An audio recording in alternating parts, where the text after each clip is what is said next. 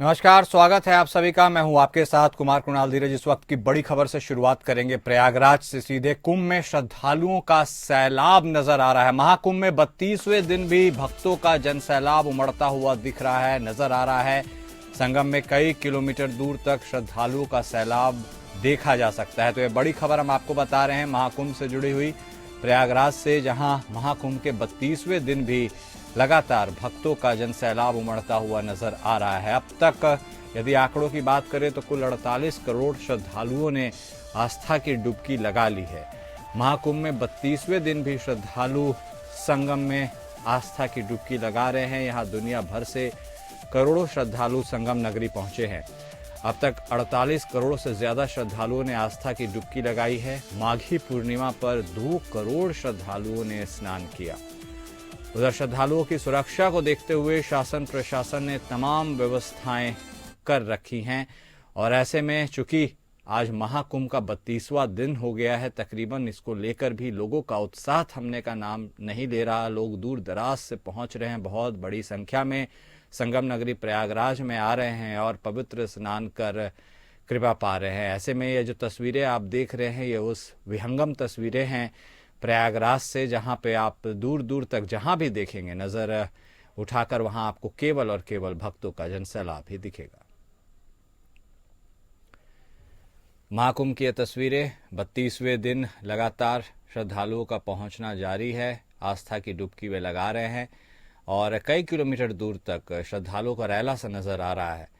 अब तक यदि आंकड़ों के लिहाज से बात करें तो 48 करोड़ के आसपास श्रद्धालुओं ने पवित्र स्नान किया है और त्रिवेणी संगम पे पहुंचकर सब स्नान करते हुए आस्था की डुबकी लगाते हुए नजर आ रहे हैं। और काफी दूर से लोग देश के कोने कोने से यहां पहुंच रहे हैं।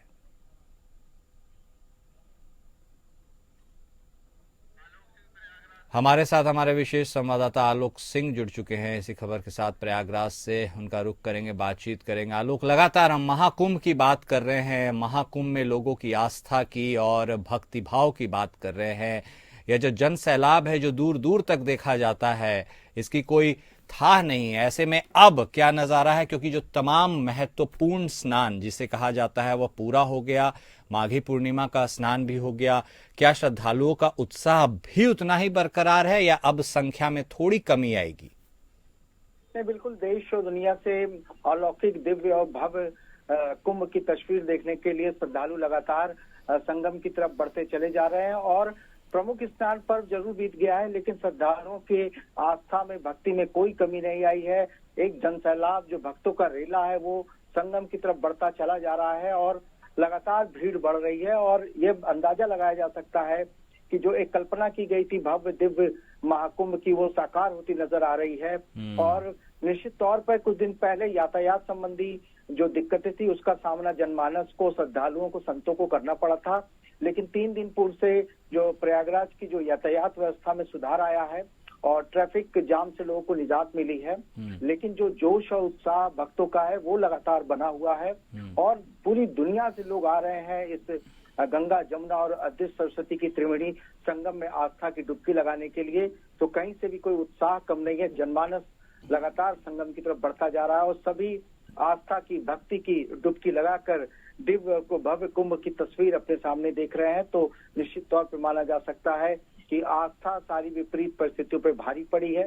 और कहीं पर भी एक दुखद घटना जरूर मौनी अवस्था में हुई थी, लेकिन उसके बावजूद उसकी परवाह किए बिना श्रद्धालु लगातार संगम की तरफ बढ़ रहे हैं और आस्था की डुबकी लगा रहे हैं। जी कुणाल। बिल्कुल आलोक, आपने बिल्कुल सही फरमाया। और देखिए, आस्था की सबसे खूबसूरती बड़ी यही है कि तमाम विषमताओं के बावजूद लोगों का हौसला बुलंद रहता है। वो भक्ति भाव के उस नज़ारे में, उस स्थान पर पहुंचने की कोशिश करते हैं। ऐसे में व्यवस्थाओं को लेकर के भी क्या लोग संतुष्ट नजर आ रहे हैं? क्योंकि प्रशासन, शासन की तरफ से पूरे महाकुंभ के लिए व्यवस्थाएं चाक चौबंद है, उनका क्या कुछ कहना है आलोक? देखिए, व्यवस्था जरूर मुकम्मल पुख्ता इंतजाम किए गए थे, लेकिन पूरा का पूरा मेला जो है वीआईपी कल्चर जो यहाँ पर था, जी।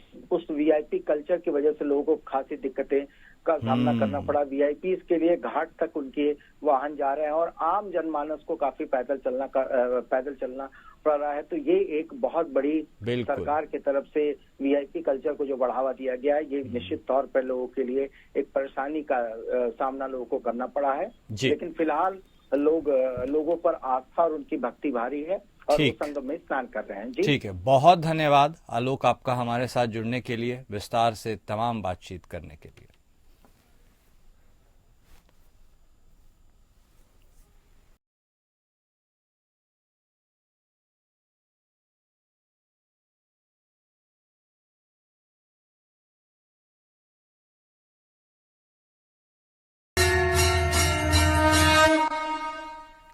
और इस बीच एक और बड़ी खबर महाराष्ट्र की सियासत से जुड़ी हुई, जहां ठाकरे गुट के राजन साल्वी ने पद से इस्तीफा दे दिया है। शिवसेना शिंदे गुट में अब वह शामिल हो जाएंगे।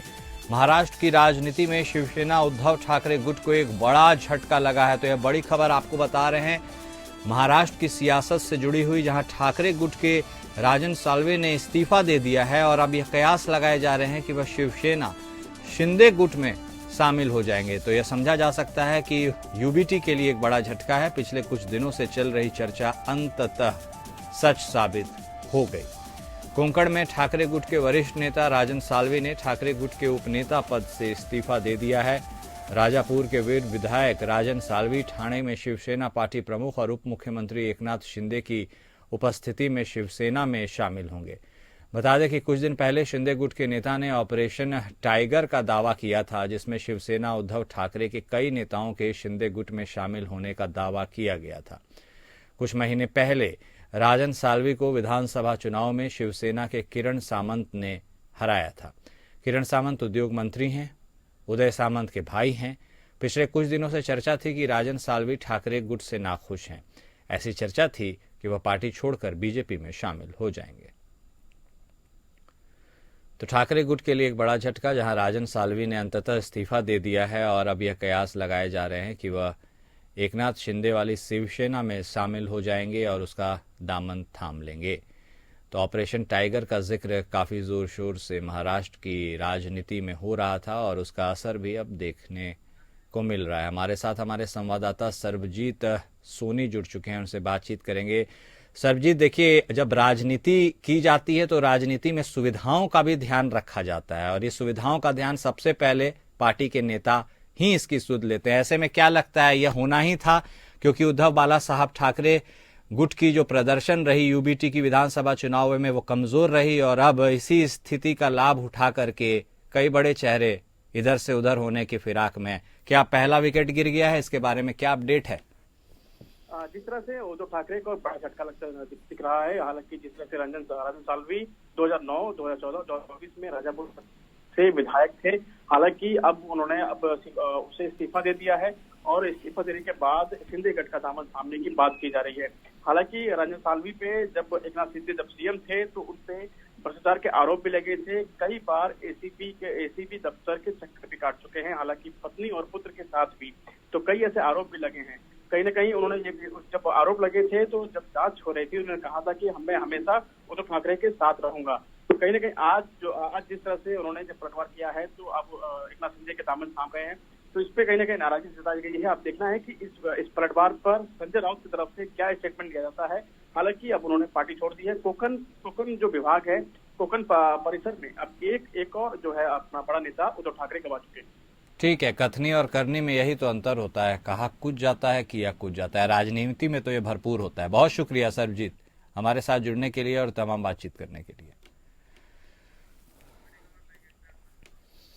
इस बीच एक और बड़ी खबर देहरादून से आ रही है, जहां राष्ट्रीय खेल को लेकर यह खबर है, जहां 38वें राष्ट्रीय खेल की पदक तालिका में टॉप पर महाराष्ट्र विराजमान हो गया है। महाराष्ट्र और हरियाणा ने अपनी दमदार मौजूदगी जताई है वहां पर। तो यह बड़ी खबर 38वें राष्ट्रीय खेलों से जुड़ी हुई, जहां पदक तालिका में महाराष्ट्र टॉप पर है। महाराष्ट्र के साथ हरियाणा ने भी अपनी दमदार उपस्थिति दर्ज करवाई है। सर्विसेज ने 65 स्वर्ण पदकों के साथ अपनी मौजूदगी दर्ज कराई है। कुल 112 पदकों पर कब्जा जमाया है। महाराष्ट्र ने सबसे अधिक 171 पद जीते हैं। हरियाणा ने 39 स्वर्ण पदकों सहित 140 पदक जीते हैं। हरियाणा तीसरे स्थान पर बना हुआ है। तो उत्तराखंड से यह खबर आपको बता रहे हैं, जहां देहरादून में 38वें राष्ट्रीय खेलों का आयोजन किया जा रहा है और हम आपको यह खबर पदक तालिका के लिहाज से बता रहे हैं, जहां हरियाणा फिलहाल तीसरे स्थान पर है और जो टॉप पर है वो है महाराष्ट्र। महाराष्ट्र ने बेहतरीन प्रदर्शन किया है, इसके साथ ही सर्विसेज का भी प्रदर्शन काफ़ी उम्दा है। हमारे साथ हमारे संवाददाता योगेश सेमवाल जुड़ चुके हैं, उनसे बातचीत करेंगे, उनका रुख कर लेते हैं। योगेश, 38वें राष्ट्रीय खेल की यह खूबसूरती है कि तमाम प्रतिस्पर्धाएं पूर्ण खेल भावना के साथ हो रही है और ऐसे में जो टीम जोर लगाती है वो टॉप पर पहुंचती है। महाराष्ट्र के बारे में हम बात कर रहे हैं, हरियाणा के बारे में कैसा माहौल है? पदक तालिका में ये सर्वश्रेष्ठ नजर आ रहे हैं और ऐसे में खिलाड़ियों का जोश कितना हाई है? बिल्कुल, आपको बताना चाहेंगे कि इस बार का जो राष्ट्रीय खेल हो रहे हैं उत्तराखंड में बहुत ही अच्छी तरह से चल रहे हैं। देश भर से यहाँ पर खिलाड़ी पहुंच रखे हैं और सबसे बड़ी बात यह है कि अपने अपने राज्यों को जो है वो यहाँ पर रिप्रेजेंट कर रहे हैं, यानी उनके लिए दम भर रहे हैं। इसी में अगर बात करें तो जो सर्विसेज है वो इस बार टॉप में है, यानी कि अलग अलग जो सर्विसेज में भी नौकरी करते हैं उन लोगों ने भी पार्टिसिपेट किया है और वो जो है इसमें टॉप पर है। इसके साथ ही अगर बात करें तो महाराष्ट्र और हरियाणा जबरदस्त खेल खेल रहा है। महाराष्ट्र जो है वो 171 पदक जीत चुका है, जिसमें अगर हम स्वर्ण पदकों की बात करें तो 48 और इसके साथ ही वो दूसरे स्थान पर है। हरियाणा ने जो है वो कुल 39 स्वर्ण पदक जीते हैं, 140 पदक जीत चुका है। और उसके साथ वो तीसरे पे है। कर्नाटक जो है वो चौथे पर और मध्य प्रदेश पांचवें, तमिलनाडु छठे। और इस बार मेजबान की बात करें जो उत्तराखंड है उसका प्रदर्शन भी बहुत ही अच्छा है। इतना अच्छा प्रदर्शन अभी तक उत्तराखंड का देखा नहीं गया था आज तक। 22 स्वर्ण अभी तक जीत चुका है और कुल मिला के 97 पदक जो है वो जीत चुका है, जिसके साथ वो 7वें नंबर पे है उत्तराखंड। इसी तरह से पूरी टैली की अगर बात करें तो वो है, यानी कि अगर हम राष्ट्रीय खेलों की बात करें तो बहुत अच्छी तरह से चल रही है। बहुत धन्यवाद योगेश आपका हमारे साथ जुड़ने के लिए, बातचीत करने के लिए।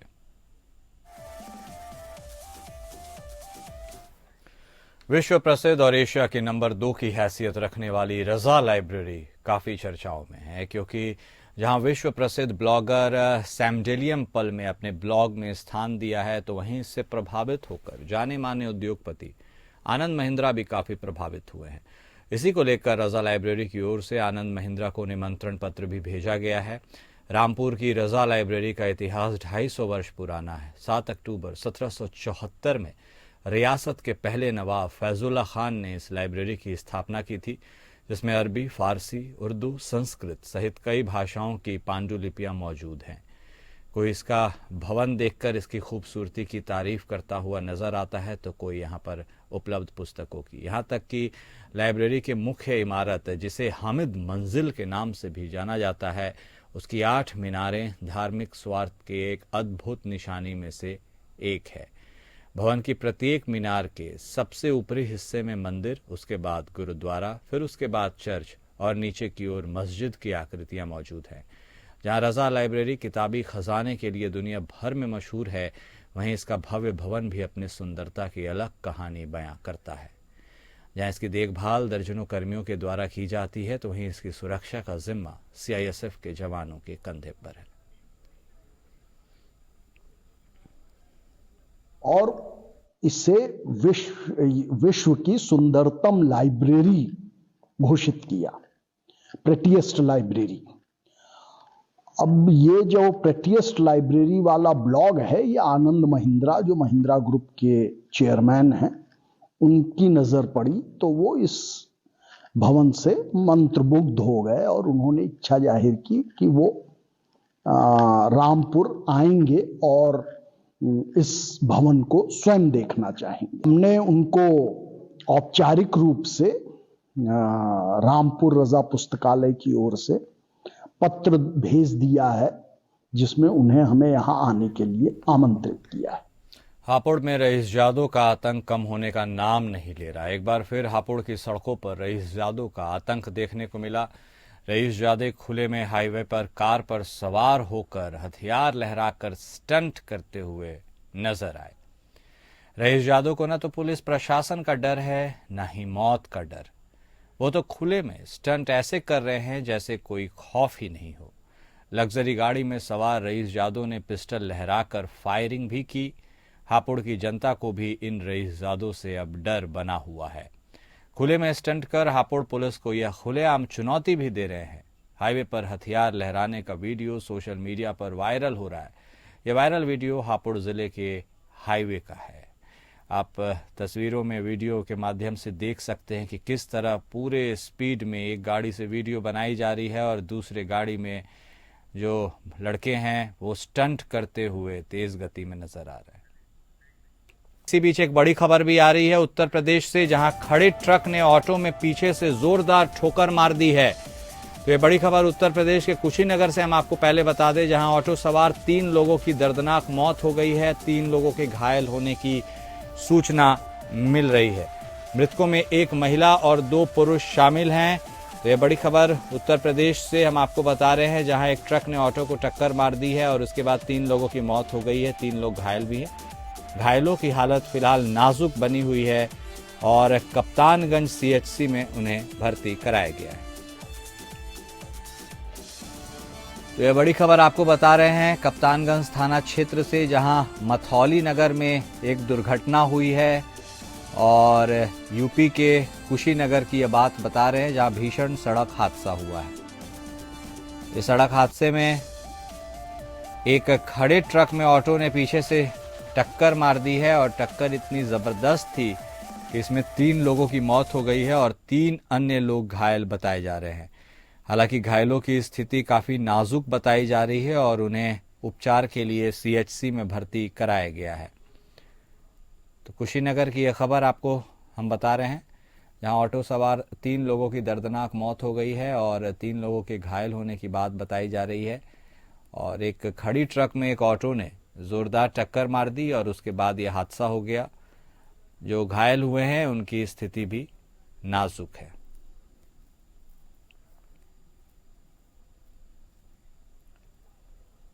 तो कुशीनगर में यह भीषण सड़क हादसा जिसके बारे में हम आपको बता रहे हैं, ऑटो सवार 3 लोगों की मौत हो गई। हमारे साथ हमारे संवाददाता राजकुमार गिरी जुड़ चुके हैं, उनसे बातचीत करेंगे। राजकुमार, यह हादसा कैसे हुआ? इतना भयानक हादसा, इतने लोगों की मौत हो गई, क्या कुछ लेटेस्ट अपडेट है इस पूरे खबर के बारे में? हमारे दर्शकों को बताइए। बिल्कुल, यह आज भोर की घटना है, जब हाटा के अथरा गांव के कुछ लोग थे जो कि यहाँ वाल्मीकि नगर में एक मंदिर है, वहां से दर्शन करके वापस लौट रहे थे ऑटो से। और भोर की घटना है, जब थोड़ा सा दिन के उजाले में ही अभी अचानक सामने जब ये मथौली पहुंचे तो वहाँ किसान इंटर कॉलेज है, उसके सामने एक ट्रक जो सड़क के किनारे खड़ी थी, उस ट्रक में जाकर ठोकर मार दिया। मौके पर 3 लोगों की दर्दनाक मौत हो गई है और 3 लोग घायल हैं, जिनका इलाज चल रहा है। सभी जिन घायल हैं उनका हालत स्थिर है। पुलिस मौके पर पहुंची है, जो भी घायल हैं घायलों को अस्पताल भिजवा दिया है और जो भी मृतक हैं उनको पोस्टमार्टम के लिए भेज दिया गया है और आगे कार्रवाई की जा रही है। ठीक है, आप नजर बनाए रखिएगा। राजकुमार, हमारे साथ आप जुड़े, आपने बातचीत की, इसके लिए बेहद शुक्रिया। तो हमारे संवाददाता राजकुमार गिरी बता रहे थे कि किस तरह से ऑटो सवार 3 लोगों की दर्दनाक मौत हो गई, 3 लोग घायल हो गए। खड़ी ट्रक में ऑटो ने टक्कर मार दी।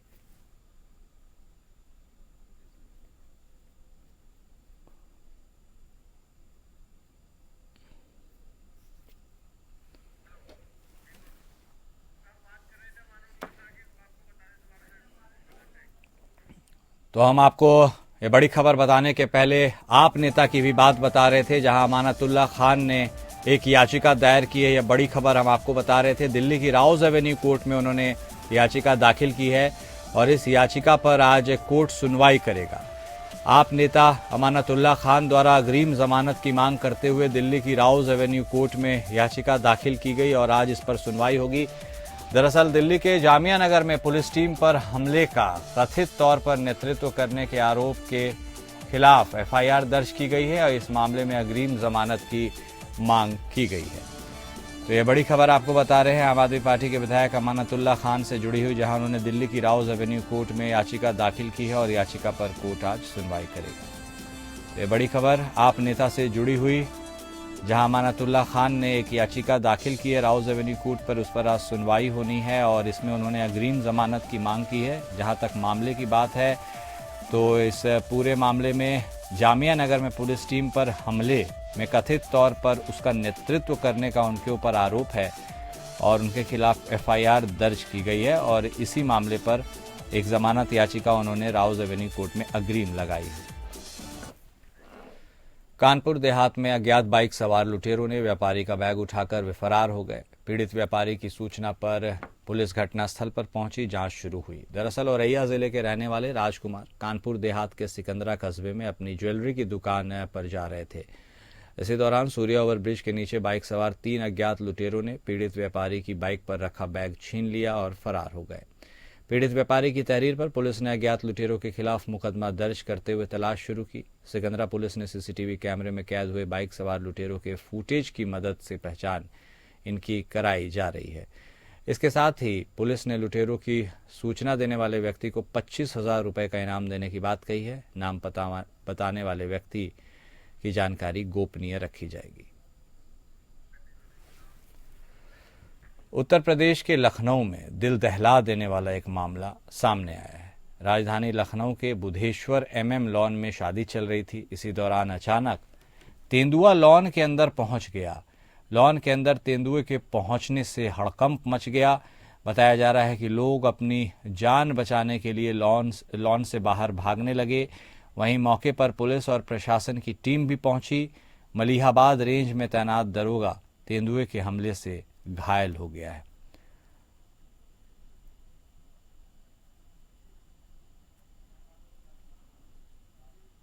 तो लखनऊ की यह खबर हम आपको बता रहे हैं कि एक तेंदुआ अचानक लॉन में घुस गया और उसके बाद लोगों में हड़कंप मच गया।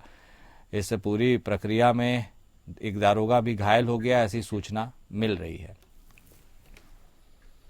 प्रयागराज में महाकुंभ के चलते ट्रेनों में जबरदस्त भीड़ देखने को मिल रही है। श्रद्धालु बड़ी संख्या में रेल यात्रा कर रहे हैं, जिससे आम यात्रियों के लिए सफर मुश्किल हो गया है। इसी भीड़ के कारण एक महिला यात्री अपने स्टेशन पर उतर नहीं पाई और ट्रेन आगे बढ़ गई। यह मामला पंडित दीनदयाल उपाध्याय जंक्शन का है, जहां मुंबई से पटना जाने वाली सुविधा एक्सप्रेस पहुंची थी। ट्रेन में सफर कर रही हेमा नाम की महिला अपने 2 बच्चों के साथ छत्रपति शिवाजी टर्मिनस से चली थी। उसे प्रयागराज के छिवकी स्टेशन पर उतरना था, लेकिन ट्रेन में इतनी भीड़ थी कि वह वहां नहीं उतर पाई और ट्रेन आगे निकल गई।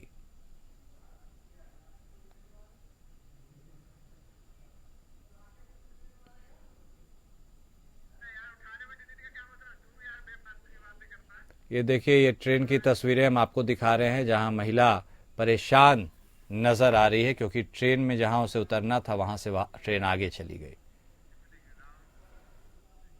और वहीं महोबा उत्तर प्रदेश में लूट की घटनाओं को अंजाम देने वाले आरोपियों ने पुलिस टीम पर फायरिंग की है। पुलिस ने 4 आरोपियों को गिरफ्तार किया है।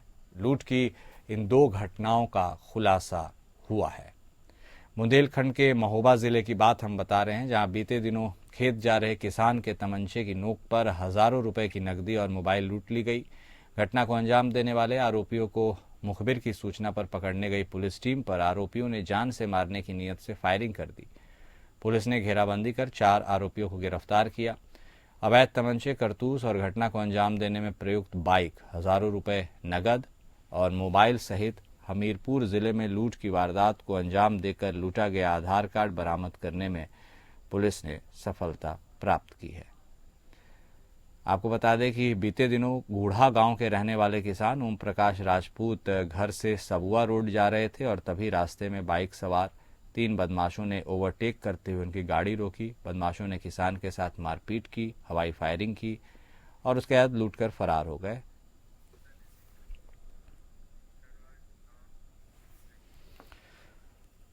और इसके साथ ही हम ये खबर आपको लगातार बता रहे थे कि किस तरह पुलिस टीम लगातार प्रयास कर रही है इन्हें दबोचने की और अब सीसीटीवी से इन्हें की सुराग लगाने की कोशिश की जा रही है। बात नोएडा सेक्टर 113 की, जहां पुलिस की बदमाशों से मुठभेड़ हुई। मुठभेड़ के दौरान 2 बदमाश गिरफ्तार हो गए।